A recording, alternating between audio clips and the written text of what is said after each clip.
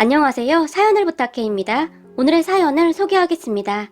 몇 달 전 제 생일이어서 시댁 가족들과 함께 꽤 유명하다는 식당에 갔어요. 시누이가 한참을 알아본 식당이라고 했는데 언니 여기 음식 엄청 맛있어요. 기대해도 좋아요? 라고 미리 말을 해줬기에 내심 기대하고 있었어요. 그리고 드디어 제 생일날이 되었고 시누이는 곧장 식당으로 간다고 했고 우리 부부가 시부모님을 모시고 그 식당에 도착을 했는데 먼저 도착한 시누이가 멀리서 손을 흔들며 달려왔어요. 우리 시댁은 시부모님과 우리 부부 그리고 아직 결혼 전인 시누이가 있어요. 잠시 후에 우리에게 다가온 시누이가 여기 음식 엄청 맛있대. 다들 기대하셔. 활짝 웃었는데 우리 시누이는 성격이 엄청 밝은 사람이에요. 그래서 어디서든 빛이 나는 사람입니다. 그렇게 우리는 주차를 하고 음식점으로 걸어가고 있었는데요. 선미 맞네. 너 선미지? 라며 누군가 저를 불렀어요. 제 이름이 들렸기에 제가 본능적으로 고개를 돌렸는데요. 맞네. 박선미. 근데 너 때깔 좋아졌다. 여자가 저를 보며 비웃었는데 그런 여자를 보며 저는 그쪽과 할 말 없습니다. 제가 정색을 하며 지나가려고 했는데요. 어머 얘 좀 봐. 지금 내가 말하고 있는데 네가 감히 그냥 지나쳐가? 그 여자가 큰 소리로 말을 했고 저기 죄송한데요. 저는 그쪽하고 더 이상 할 말 없으니까 비켜주세요. 그때쯤 저는 눈물이 나오기 직전이었어요. 시간이 꽤 오래 지났음에도 불구하고 그 사람들의 얼굴을 보자마자 머리가 아프면서 구토가 쏠렸거든요. 그런 제 얼굴을 보던 우리 시어머님이 저기 누구신데 우리 며느리한테 함부로 하는 거죠? 비켜주세요. 조용하지만 단호한 목소리로 말을 했고 뭐? 며느리? 얘가 그쪽 며느리라고요? 말도 안 돼. 그 여자의 입에서 그 한마디가 새어나왔어요. 그런 여자를 우리 시어머님이 밀치며 선미야 얼른 들어가자 라며 제 손을 잡아 끌었어요. 시부모님은 항상 그렇듯 제 이름을 불러주셨거든요. 그렇게 우리는 식당 직원이 안내해주는 자리로 가서 앉았고 제 안색이 창백해진 것을 본 시어머님이 너 괜찮은 거니? 걱정스레 물었어요. 네 괜찮아요. 제가 눈치를 보며 대답했어요. 그런데 잠시 후 아까 그 여자 가족들이 다시 우리 테이블로 쫓아왔는데요. 저기 내가 아까 잘못 들었나 해서 묻는 말인데 지금 얘가 그 집 며느리라고 했던 거 사실인가요? 그 여자가 제 옆에서 팔짱까지 끼고 우리 시어머님에게 따지듯이 물었어요. 그리고 그런 여자의 말을 듣던 우리 시어머님이 저기 말이요. 남의 가족 식사하는데 왜 이러는 거요? 맞소이다. 우리 하나뿐인 며느리 올시다. 우리 시어머님이 황당하다는 표정으로 대답을 했어요. 그런 시어머님의 말에 우와 너 무슨 신분 세탁했냐? 그 여자가 저를 노려보며 물었고 저기요 이게 지금 뭐 하는 겁니까? 순간 옆에 있던 시누이가 자리에서 벌떡 일어났어요. 아니 내가 보기에 그쪽 집안 꽤 잘 사는 집안 같은데 이런 보잘것없는 것이 어떻게 그쪽 집안 며느리가 됐는지 궁금해서요. 여자는 계속해서 저를 노려보며 막말을 했어요. 그 말에 제가 온몸을 부르르 떨고 있었는데요. 그런 저를 보던 우리 시어머님이 그러는 댁은 누구시죠? 그 여자에게 물었어요. 나요? 그러고 보니 내가 내 소개를 안 했네. 지금은 당신 며느리라는 이 아이의 전 시어머니예요. 라고 순식간에 말을 했어요. 그 말에 제 안색은 더 창백해졌고 제가 더욱 심하게 온몸을 떨고 있었어요. 선미야, 지금 이 여자 말이 맞는 거니? 시어머님이 놀란 채 물었고 제가 힘겹게 고개를 끄덕였는데요. 그 순간 시어머님이 들고 있던 수저를 식탁에 살짝 내려놓더니 선미야, 너는 도대체 생각이 있는 거니 없는 거니? 이 사람이 네 예전 시어머니라고? 라며 시어머님이 언성을 높였고 그 순간 제 눈에서 눈물이 뚝뚝뚝 떨어졌어요. 그런 저를 보던 그 여자가 역시 맞았네. 너 속이고 결혼했구나. 라며 신나서 떠들어대기 시작했어요. 그럼 그 여자의 말투와 얼굴은 예전과 똑같았는데요. 그 순간 저는 정말이지 소름 끼치도록 끔찍했던 기억들이 생생히 기억나기 시작했어요. 저는 친정이 없습니다. 부모님은 제가 어릴 때 이혼했다고 하는데 저를 할머니에게 맡기고는 그 뒤로 단 한 번도 찾아오지 않았으니까요. 저를 키워주신 할머니 말씀으로는 제 엄마 아빠가 각자 재혼을 해서 잘 살고 있다고 했어요. 그렇게 저는 할머니 손에서 자랐는데 경제적으로는 조금 힘들긴 했지만 할머니는 다행히 좋은 분이셨기에 나름 바르게 잘 자랐어요. 그렇게 할머니는 제가 고등학교를 졸업할 때까지 저를 잘 키워주셨고 고등학교 졸업 후 제가 취업을 하고 얼마 지나지 않아 돌아가셨어요. 이게 말이죠. 제 모든 것을 의지하던 할머니가 돌아가시자 저는 속수무책으로 무너져 버렸는데요. 다니던 회사도 그만둔 채 하루 종일 집에 처박혀서 무기력하게 몇 날 며칠 동안 잠만 잤어요. 세상에서 유일하게 제 편이었던 할머니는 제게는 그 무엇보다도 소중한 분이었으니까요. 그러다 어느 날 친하게 지내던 친구가 찾아왔는데 선미야 너 계속 이러고 있음 어떡하니? 돌아가신 할머니가 얼마나 슬퍼하시겠니? 그만 정신 차리고 살아야지. 저를 설득했어요. 그리고 친구는 저에게 너도 간호조무사 자격증 따라. 아직 젊은데 계속 이러고 있을 순 없잖아. 네가 지금 취업한다고 해도 공장이나 아르바이트 그런 일자리밖에 없잖아. 나도 지금 간호조무사 자격증 따려고 학원 다니고 있거든. 같이 다니자. 라며 저를 설득했어요. 그런 친구를 보며 근데 거기 학원 다니려면 비싼 거 아니야? 제가 걱정스레 물었고 그렇게 비싸진 않아. 너 그동안 모아둔 돈도 있다며. 그리고 그렇게 큰 금액도 아니니까 정 안 되면 내가 빌려줄게. 나중에 일하면서 갚으면 되잖아. 내가 학교 졸업하고 여기저기 일 다녀봤는데 그래도 자격증은 있어야 하지 않을까 싶더라. 친구가 계속 저를 설득했고 저는 그런 친구를 따라 학원에 등록했어요. 공부를 썩 잘했던 것이 아니라 갑자기 공부를 하려니까 힘이 들었는데요. 옆에서 친구가 도와주기도 했고 정말 열심히 공부를 한 덕분에 우리 둘 다 자격증을 취득할 수 있었어요. 공부에 집중하는 동안은 적어도 우울한 생각이나 잡생각들이 들지 않았으니까요. 그렇게 우리는 둘 다 취업을 했어요. 하지만 간호조무사라는 일도 쉽지만은 않았는데요. 정말 힘들게 버텨냈던 것 같아요. 그러다 어느 날 일을 끝내고 퇴근하려고 병원을 나왔는데 입구에 어떤 남자가 서 있었어요. 그 남자가 저를 보며 박선미 씨! 라며 활짝 웃고 있었어요. 그런 남자를 제가 자세히 봤는데요. 평소 우리 병원에 의료기기 등을 납품하는 회사 사장 아들이라고 했는데 병원에서 오다 가다 인사 정도만 하고 지내던 사람이었어요. 왜 여기 계신 거예요? 제가 놀라서 물었고 저기 사실 지금까지 선미 씨 기다렸어요. 남자가 쑥스럽다는 듯이 머리를 긁적였어요. 저를요? 저를 왜요? 제가 다시 물었고 그게 말이죠. 혹시 시간 괜찮으시면 저랑 같이 식사하실래요? 남자는 말을 하는 내내 쑥스러웠던지 땅만 바라보고 있었어요. 저기 죄송한데 제가 내성적인 편이어서 잘 모르는 사람하고 식사를 잘 못해요. 죄송해요. 라며 급히 그곳을 빠져나오려고 했는데요. 그런 저를 보던 남자가 급히 제 옷깃을 잡더니 그럼 연락처라도 알 수 있을까요? 그냥 가끔 친구처럼 지내면서 친해지면 되잖아요. 제게 물었어요. 하지만 저는 죄송해요. 별로 그러고 싶지가 않아서요. 라며 다급히 돌아섰어요. 그때 당시 저는 가족도 없이 홀로 지냈기에 스스로 제 자신을 지켜야 한다는 생각으로 살았어요. 그래서 제 친한 친구 말고는 친구도 별로 없었고요. 부모님이 그렇게 떠난 뒤로는 누군가를 믿는다는 것이 쉽지 않았거든요. 하지만 그 뒤로도 그 남자는 저와 친해지려고 노력했고 우리 병원에 올 때마다 간식거리나 커피 등을 가지고 와서 쑥스럽다는 듯이 저에게 건네주고는 아무 말 없이 급히 가기도 했어요. 그날도 남자가 저에게 샌드위치와 커피를 건네주고는 그냥 가버렸는데요. 그런 남자를 보던 병원 동료가 저 남자가 선미 씨한테 관심 있나 봐? 라며 물었어요. 저는 잘 모르겠어요. 거절하는데도 자꾸 뭘 갖다 줘서 저도 난처하네요. 제가 난감하다는 표정으로 말을 했는데 선미 씨 혹시 말이야 저 남자 어떤 사람인 줄 알아? 동료가 제게 물었고 우리 병원에 의료기기 납품하는 회사 사장 아들 아니에요? 제가 대수롭지 않다는 듯이 대답했어요. 아유 그걸 알고 있다는 사람이 그러고 있어? 얼른 잡아야지. 잡기만 하면 땡 잡은 건데 거기다 저 사람 집이 엄청 부자래. 회사가 아주 큰 회사는 아니지만 그래도 사장 아들이라는데 그런 티도 하나도 안 내고 병원 내에서도 평판이 아주 좋아. 우리 병원에서 저 사람 눈독 들이고 있는 여자들이 한둘이 아닌데 저 사람이 선미 씨한테 마음 있는 것 같다고 병원에 소문이 자자해. 근데 혼자만 모르고 있더라. 네? 저한테요? 그래 다들 선미 씨 질투하고 뒤에서 수군대고 그러고 있는데 어쩜 그렇게 혼자만 모를 수가 있어? 동료는 그런 제가 그저 놀랍다는 표정이었어요. 하지만 저는 그 뒤에도 평소와 다를 바가 없었는데요. 그날도 퇴근하기 위해 병원을 나섰는데 병원 앞에 그 남자가 또 서 있었어요. 선미 씨, 제발 저랑 식사 한 번만 하면 안 될까요? 이번엔 남자가 아주 간절한 표정으로 물었어요. 저도 궁금해서 그러는데 도대체 저한테 왜 그러시는 거예요? 그걸 지금 몰라서 묻는 거예요? 선미 씨한테 관심 있으니까 그러는 거죠. 그러니까요. 도대체 제가 어디가 좋아서 그러는 거냐고요.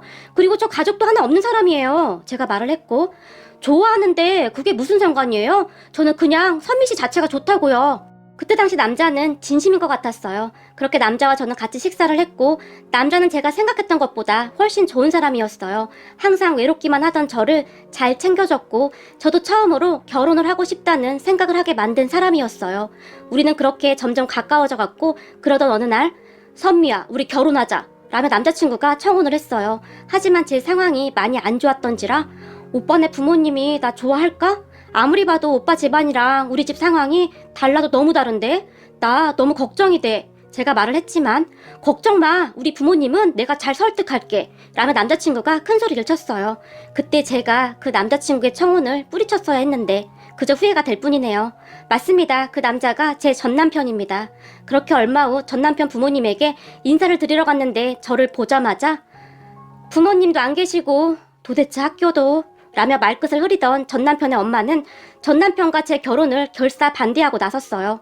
전남편의 엄마뿐만 아니라 시누이까지 합세해서 저를 정말 많이 힘들게 했어요. 어느 날은 너 내가 얼마 주면 우리 아들이랑 헤어질래?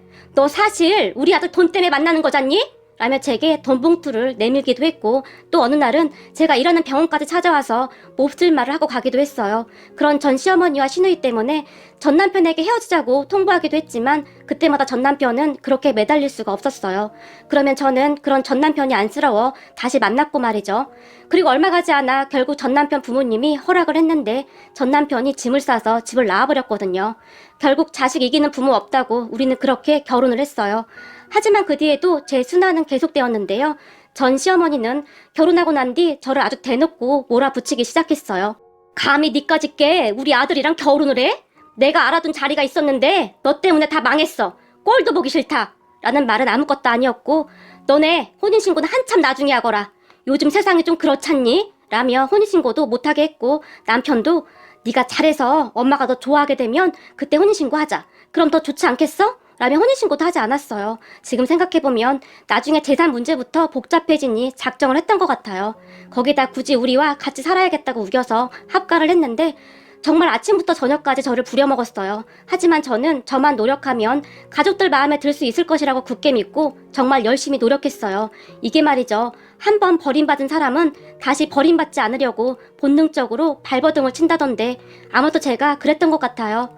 그래서 바보같이 시댁에서 몸 상하는 줄도 모르고 종일 일만 했고 심지어는 매일 오던 가사 도우미 아줌마까지 오지 말라고 하면서 그 모든 일을 저에게 시켰어요. 처음에는 전 남편이 제 편을 들었는데 나중에는 전 시어머니와 제 사이에서 너무 힘들다며 집에도 잘 들어오지 않았고 계속 밖으로만 돌았어요.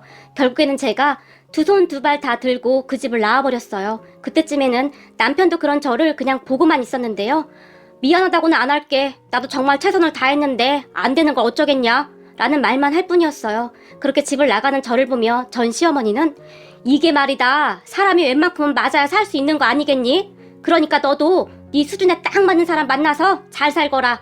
제 얼굴에 돈 봉투를 던졌어요. 그리고 저는 그 돈 봉투를 쳐다보지도 않고 그 집을 나와버렸어요.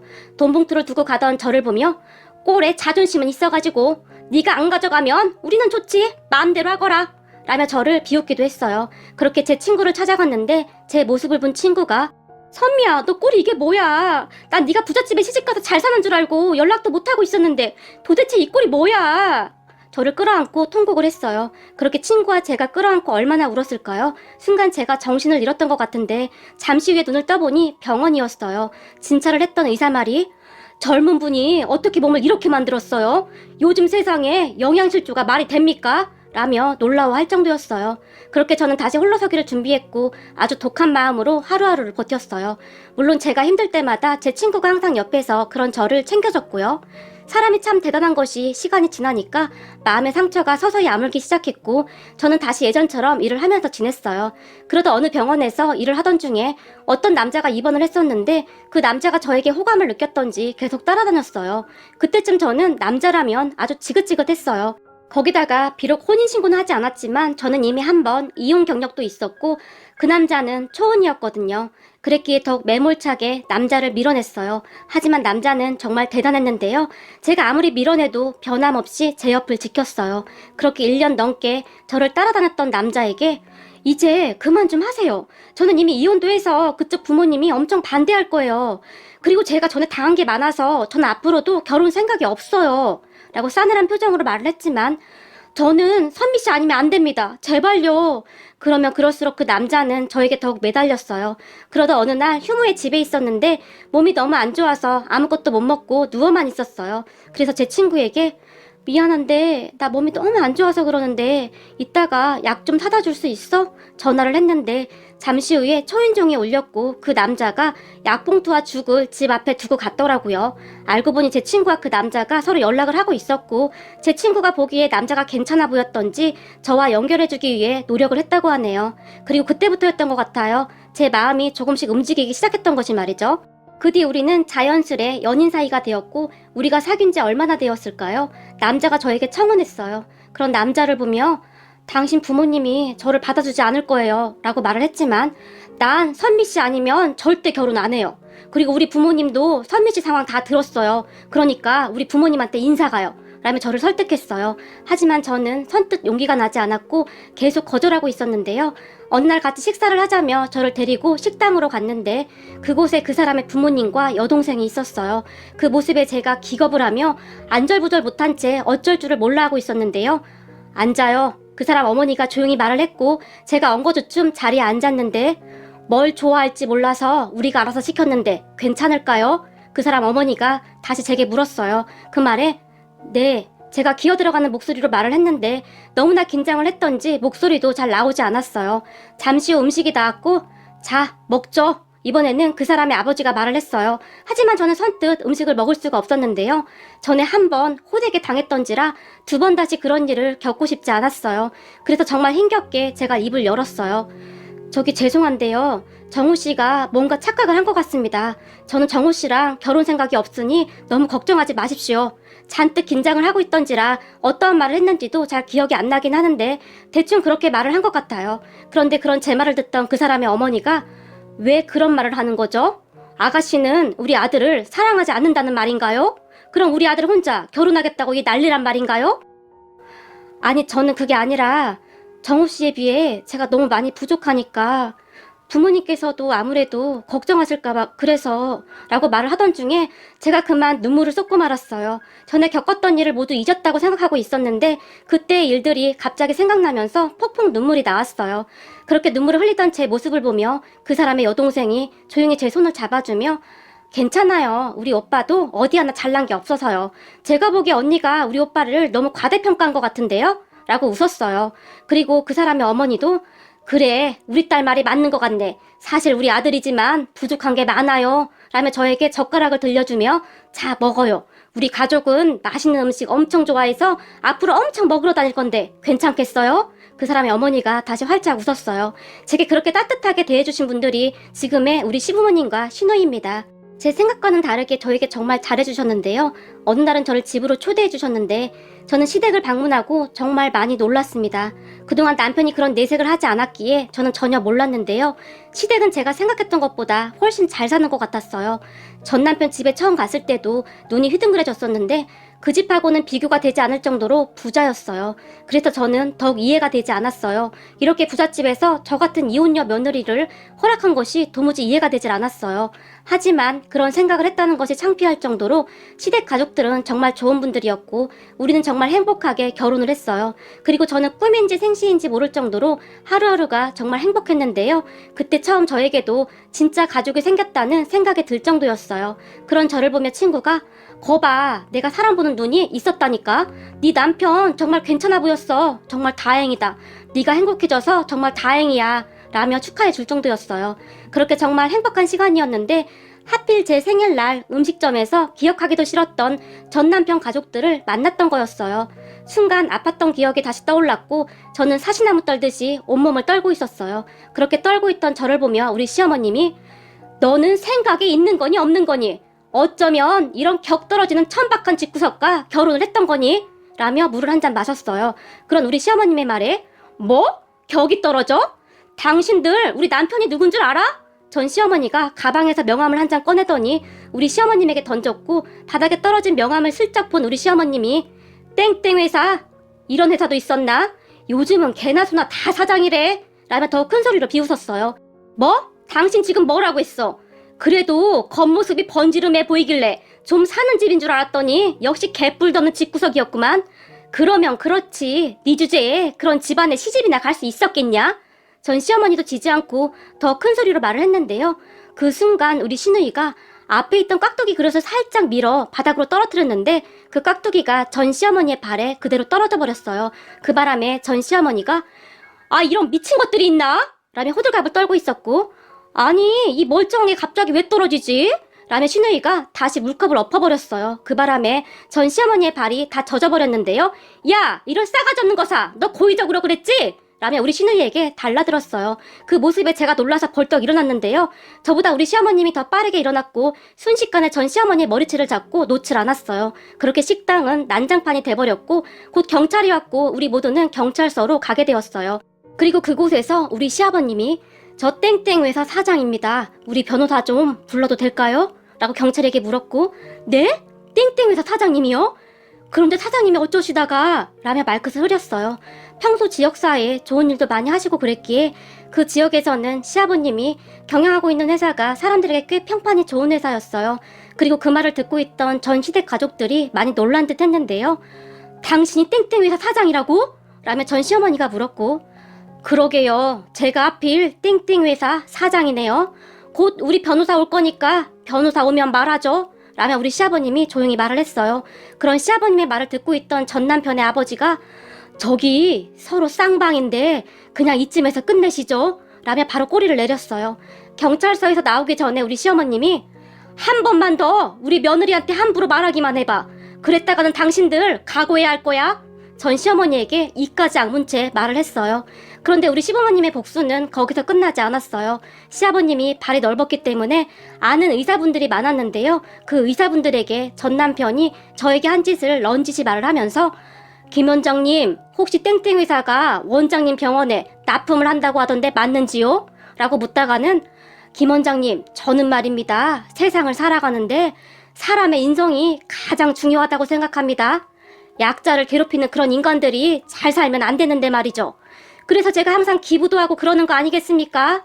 힘든 세상 다 같이 잘 살아야 하지 않겠습니까? 그런데 땡땡 회사 그 사장이란 작자가 질적으로 좀 아닌 것 같던데 한번 잘 확인해 보시라고요. 라고 말을 했다고 하네요. 그리고 얼마 후에 전 남편이 저에게 연락을 했더라고요. 제가 그 인간이랑 헤어지고 전화번호를 다 바꿨는데 어떻게 안 것인지 제게 전화를 해서는 여보 미안한데 당신이 잘 좀 말해주면 안 될까? 지금 병원들이 우리 회사 제품 납품 안 받겠다고 난리야. 가뜩이나 큰 회사에 밀려서 요즘 안 그래도 어려웠었는데 제발 이렇게 부탁할게. 내가 부탁할 사람이 당신밖에 없어서. 그래도 나는 그때 당신을 진심으로 사랑했었잖아? 나 한 번만 봐줘라. 라며 빌어댔어요. 그 말에 여보라뇨. 말은 똑바로 하시죠. 그리고 제가 상관할 일이 아니라서요. 우리 시아버님이 하시는 일은 저도 잘 모릅니다. 그리고 앞으로 2번 다시 전화하지 마시죠. 한 번만 더 전화하면 우리 시부모님에게 다 말할 거니까. 그럴수록 당신네 회사 더 힘들어지는 거 알죠? 라며 제가 전화를 끊어버렸어요. 그 뒤 전 시댁 회사가 어려워지고 있다는 소식을 들었는데요. 사실 저는 꼬시다는 생각만 들었어요. 그러다 어느 날 우리 가족이 다 함께 식사를 하던 중에 어머님, 아버님, 제가 이런 거 물어보면 안 되는 거 알고 있는데요. 그래도 너무 궁금해서요. 라며 시부모님을 바라봤어요. 뭔데 뜸을 들여 괜찮으니 말해보렴? 시어머님이 물었고 그때 제가 처음 인사드리던 날 말이에요. 저 왜 허락해 주신 거예요? 솔직히 저 같은 며느리 탐탁지 않았을 것 같아서요. 제가 어렵게 입을 열었어요. 그 말에 사실 너를 만나기 전까지는 나도 참 많이 반대했다. 물론 우리가 사회에 좋은 일도 많이 하고 나름 부끄럽지 않게 살았다고 항상 생각하고 있었는데 말이다. 이게 내 자식 일이다 생각하니 나도 이기적이 되더구나. 라고 말을 하던 시어머님이 잠시 멈추고는 저를 빤히 바라봤는데요. 잠시 후에 시어머님이 조용히 다시 입을 열었는데 우리가 너를 처음 만났을 때 말이다. 네가 온몸을 사시나무 떨듯이 덜덜 떨고 있더구나. 그리고 네 눈이 말이다. 세상의 모든 두려움을 다 담고 있는 것 같더구나. 우리가 뭐라고 말한 것도 아닌데 그렇게 덜덜 떠는 네 모습을 보며 내 가슴이 아려왔어. 평소에 사람들 앞에서 그렇게 바른 사람인 척 하던 내가 말이야. 색안경을 끼고 널 바라보고 있더구나. 그 순간 내가 너무 창피해서 얼굴을 들 수가 없더구나. 너한테 미안했다. 네가 어떤 아이인 줄도 모르고 네가 한 번 이혼했다는 소리만 듣고 그냥 널 반대하고 있었거든. 순간 시어머니의 눈에 눈물이 고였어요. 그런 시어머님을 보며 아니에요 어머님, 저라도 그랬을 거예요. 어머님 마음 충분히 이해가 돼요. 제가 시어머님의 손을 가만히 잡아드렸어요. 그날 네 눈에서 우리 아들과 딸의 어린 시절 모습이 보였단다. 말을 하던 시어머님이 남편과 시누이를 바라봤는데요. 그런 시어머님을 보던 남편이 자기야, 굳이 말할 필요가 없어서 그동안 말 안 했었는데 사실 우리 부모님께서 나랑 내 동생을 입양하신 거야 라고 말을 했는데 그 말을 듣고 너무나 놀란 나머지 제가 어떤 표정을 지어야 하는지 모르겠더라고요. 언니 사실 우리 있잖아요. 우리 친부모님이 하루아침에 교통사고로 돌아가셨는데 돌아가신 부모님의 친구였던 지금의 우리 부모님이 장례식장에서 덜덜 떨고 있던 우리를 보며 바로 입양하신 거예요. 오빠 제가 그때 어릴 때라 기억이 가물가물하긴 하지만 친척들이 서로 우리를 못 데려간다고 싸우고 있었는데 그때 정말 너무너무 무서워서 장례식장 구석에서 쪼그리고 앉아서 떨면서 울고 있었는데 우리 엄마가 그런 우리를 꼭 안아주며 우리랑 같이 살자꾸나 라고 말했거든요. 말을 하던 신우이가 시부모님을 바라보며 수줍게 웃고 있었고 우리 부부는 결혼하고도 한참이 지났지만 애가 안 생겼단다. 참 많이 노력했지만 우리가 무슨 잘못을 그리도 했는지 안 생기더구나. 그런데 그날 장례식장에서 우리 아들하고 딸이 덜덜 떨고 있는 걸 보는데 우리가 이 아이들의 부모가 되어주면 어떨까 하는 생각을 하게 되었고 그런 내 말에 네 시아버지도 별 고민도 안 하고 바로 그렇게 하자고 하더구나. 그리고 우리는 그렇게 가족이 되었단다. 시어머님이 살짝 미소 지으며 남편과 시누이를 바라봤어요. 사춘기 때 우리 오빠가 조금 방황한 것 빼고는 우린 참 좋았어. 시누이가 남편을 보며 장난스레 말을 했고 그때야 내가 철이 없어서 그랬지. 그치만 나 진짜 빨리 정신 차렸잖아. 남편이 수줍게 웃으며 말을 했어요. 그리고 시어머님이 저를 다시 보며 그런데 그날 네가 우리 앞에서 어찌나 덜덜 떨던지 우리 딸 어린 시절 모습이 떠오르기도 하고 내 마음이 참 안 좋았는데 널 만나고 돌아오던 길에 우리 딸이 엄마 아빠 좋은 사람들이잖아. 그러니까 그냥 언니의 본 모습만 봐주면 안 돼? 그날 엄마 아빠가 그냥 아무 말 없이 오빠와 나를 안아주던 그때처럼 말이야. 엄마도 봤잖아. 그 언니 몸을 계속 덜덜 떨고 있었어. 엄마 아빠가 따뜻하게 품어주면 좋을 것 같은데 어려울까? 라고 말을 하더구나. 그 말을 듣고 우리 스스로 많이 반성했다. 우리 딸 말이 맞더구나. 그 뒤 네 조건 말고 그냥 너만 바라보니 너는 참 좋은 아이더구나. 그래서 우리가 기쁘게 허락했던 거야.